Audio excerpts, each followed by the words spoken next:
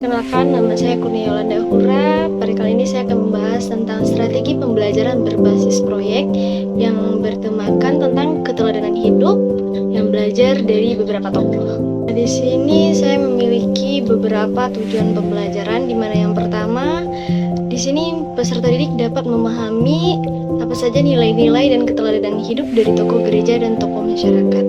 Dan yang kedua, tujuannya itu adalah peserta didik dapat mengapresiasikan peran tokoh gereja dan tokoh masyarakat dalam membangun masyarakat yang lebih baik. Dalam strategi pembelajaran berbasis proyek ini, saya menggunakan dua pendekatan atau dua metode, di mana yang pertama itu ada pendekatan PJBL, yaitu Project Based Learning, di mana metode ini melibatkan siswa dalam proyek nyata yang memerlukan pemecahan masalah, kerjasama tim, dan penerapan pengetahuan dalam konteks kehidupan nyata. Dan yang kedua itu ada pembelajaran kolaboratif, di mana di sini siswa dapat bekerja dalam kelompok untuk melakukan sebuah penelitian berupa diskusi dan presentasi yang mengenai tokoh gereja dan tokoh masyarakat yang sudah mereka pilih.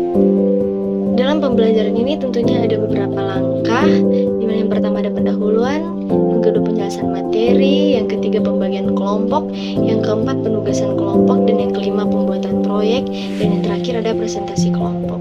Nah, sebelum saya memulai kelas seperti biasa, saya akan mengucapkan salam dan akan menunjuk salah satu peserta didik saya untuk membuka pembelajaran ini dengan doa.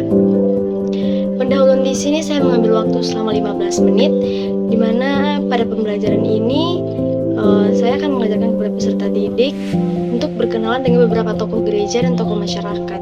Jadi melalui tokoh-tokoh yang telah saya jelaskan ini, peserta didik dapat dibekali dengan beberapa pengalaman.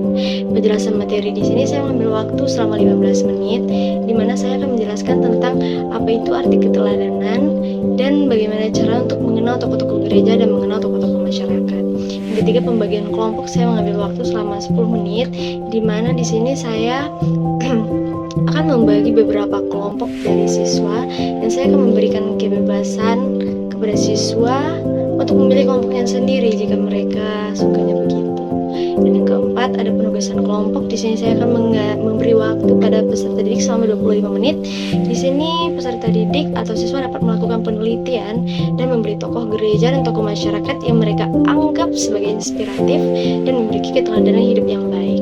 Dan yang kelima, saya memberi waktu 25 menit kepada peserta didik untuk melakukan proses pembuatan proyek.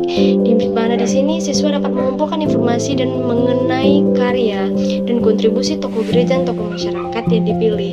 Contohnya, mereka akan membuat lukisan atau berupa sketsa dari tokoh-tokoh masyarakat dan tokoh gereja yang telah mereka pilih. Nah, di sini siswa dapat menganalisis nilai-nilai dan keteladanan hidup yang dapat dipetik dari tokoh gereja dan tokoh masyarakat tersebut. Dan yang terakhir, saya akan memberi waktu selama 20 menit untuk presentasi kelompok, di mana di sini siswa dapat mempresentasikan hasil penelitian dan refleksi mereka kepada teman-teman sekelas atau bahkan di depan masyarakat umum. Dan yang proses terakhir yaitu ada penilaian alat evaluasi, di mana di sini saya akan melakukan penilaian di presentasi kelompok, di mana di sini saya melakukan evaluasi terhadap presentasi siswa. Dan yang kedua, penilaian itu ada terhadap tugas proyek kelompok. Penilaian bisa dilihat dari hasil penyusunan puzzle dalam tugas kelompok, atau bisa dinilai dari hasil lukisan atau sketsa yang telah peserta didik buat.